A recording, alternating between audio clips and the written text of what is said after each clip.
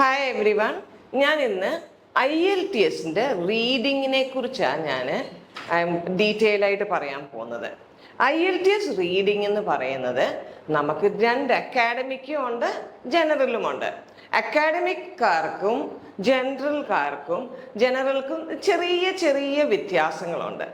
എന്താ ആ വ്യത്യാസം എന്ന് വെച്ചാൽ ദാറ്റ് ഈസ് ഡ്യൂറേഷൻ രണ്ട് പേർക്കും, അക്കാഡമിക്കിനും ജനറലിനും ഡ്യൂറേഷൻ 1 hour.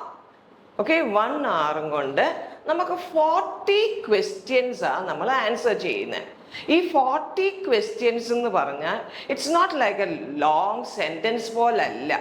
നമുക്ക് 1 word to maximum 3 words.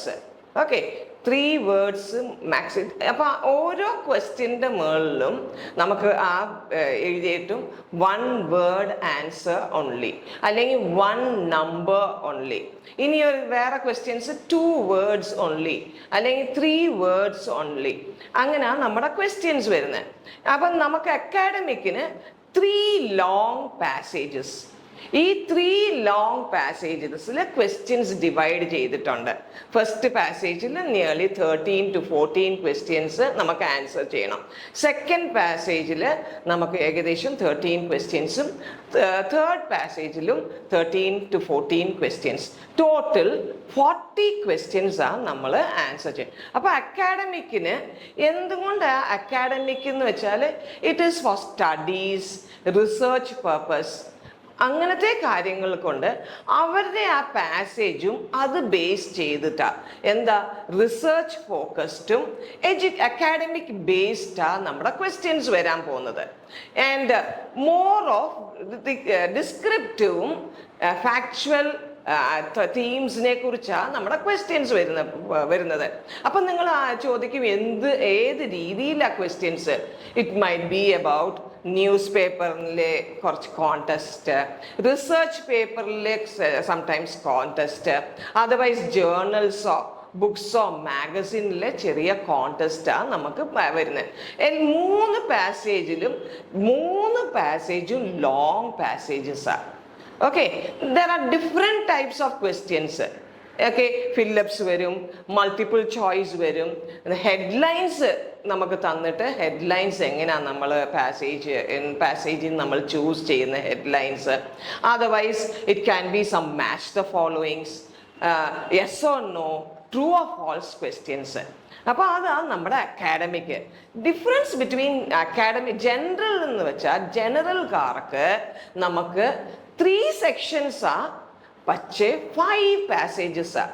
ഫസ്റ്റും second സെക്ഷനിൽ 2 ഷോർട്ട് പാസേജസാണ് വരാൻ പോകുന്നത്. തേർഡ് സെക്ഷനിൽ ലോങ് പാസേജാണ്. അപ്പോൾ ഫസ്റ്റ് ആൻഡ് സെക്കൻഡ് പാസേജിൽ 2 ഷോർട്ട് ക്വസ്റ്റ്യൻസ് എന്ന് പറഞ്ഞ സെക്ഷൻസ് എന്ന് പറയുമ്പോൾ അതെന്താന്ന് വെച്ചാൽ ടോട്ടൽ നമുക്കൊരു 5 പാസേജാണ് ഇവിടെ ഉള്ളത്. First, second, third and fourth will be short passages. 5th passage will be long. Okay, ഇതിലും അതുപോലെ 40 questions to be answered. Okay, not more than 3 words. 1 word to maximum 3 words.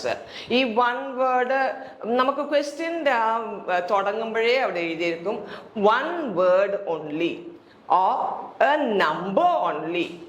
No more than 3 words. അപ്പോൾ no more than 3 words എന്ന് അവിടെ എഴുതിയിട്ടുണ്ടെങ്കിൽ നമുക്ക് 1 word എഴുതാം, 2 word എഴുതാം, maximum 3 words. അതിൻ്റെ അപ്പുറം നമുക്ക് എഴുതാൻ പറ്റില്ല. അതിൻ്റെ അപ്പുറം നമ്മൾ എഴുതിയാൽ the answer will be wrong.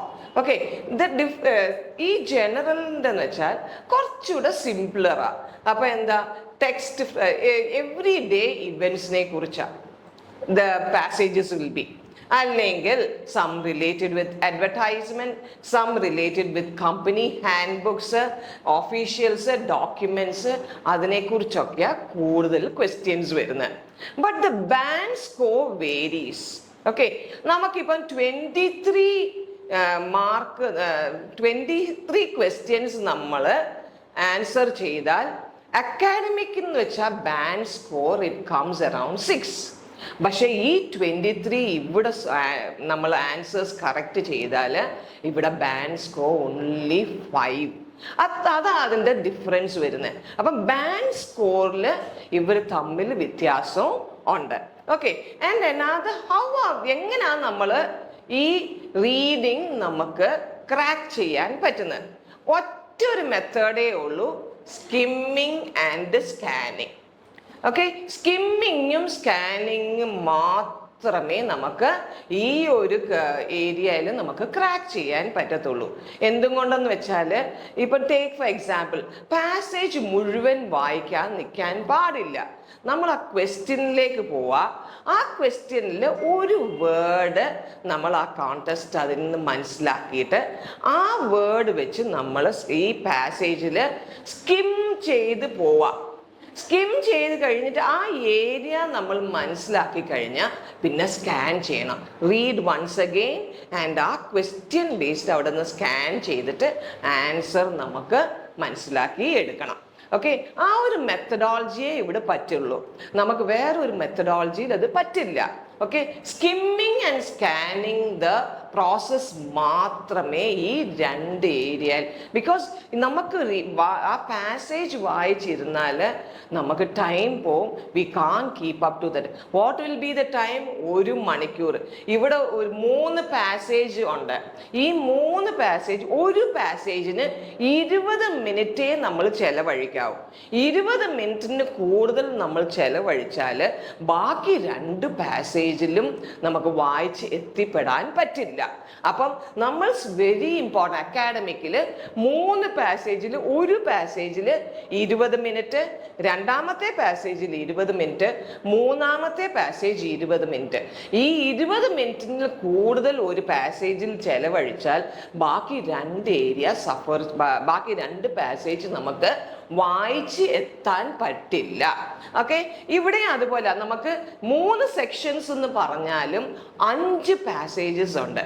അപ്പോൾ ഒരു 10 മിനിറ്റ് ഫസ്റ്റ് പാസേജ്, അത് ഷോർട്ടാ. സെക്കൻഡ് പാസേജും ഷോർട്ടാ, അതിനൊരു 10 മിനിറ്റോ 11 minute. Third passage also will be short, അതിന് ഒരു 10 മിനിറ്റ്. ഫോർത്ത് പാസേജും ഒരു കുറച്ച് ഷോർട്ട് ആയിരിക്കും, അതിനൊരു 10ഓ 11. ബാക്കി റെസ്റ്റ് ഓഫ് ദ ടൈം നമ്മൾ ഈ 5th പാസേജിന് ചെലവഴിക്കണം. എന്തുകൊണ്ടാന്ന് വെച്ചാൽ അത് ലോങ്ങർ പാസേജാണ്. ആ ലോങ്ങർ പാസേജിന് നമ്മൾ അത്യാവശ്യം കുറച്ചുകൂടെ സമയം ചെലവഴിച്ചാലേ നമുക്ക് ആ ക്വസ്റ്റ്യൻസിന് ആൻസർ ക്രാക്ക് ചെയ്യാൻ പറ്റത്തുള്ളൂ. അപ്പം ഇതാണ് നമ്മൾ തമ്മിൽ അക്കാഡമിക്കും ജനറലും റീഡിങ് തമ്മിലുള്ള വ്യത്യാസം. ഓക്കെ, നമുക്ക് 1 hour ഡ്യൂറേഷൻ, 2 അക്കാഡമിക്കും ജനറൽക്കാർക്കും 40 ക്വസ്റ്റ്യൻസ് ആണ് നമുക്ക് ആൻസർ ചെയ്യാൻ പോകുന്നത്. Band score varies. Band score ഇവർ തമ്മിലുള്ള ബാൻഡ് സ്കോർ വ്യത്യാസമുണ്ട്. ഓക്കെ, അതിൻ്റെ ബാൻഡ് സ്കോർ വേണമെങ്കിൽ നിങ്ങൾക്ക് പിന്നെ ഞാൻ അത് പറഞ്ഞു തരാം. Okay, and the differences very important. നമുക്ക് റീഡിങ് അത്യാവശ്യം കുറച്ചൊന്ന് വർക്കൗട്ട് ചെയ്താലേ നമുക്കത് ക്രാക്ക് ചെയ്യാൻ പറ്റത്തുള്ളൂ. That is the difference. And thank you.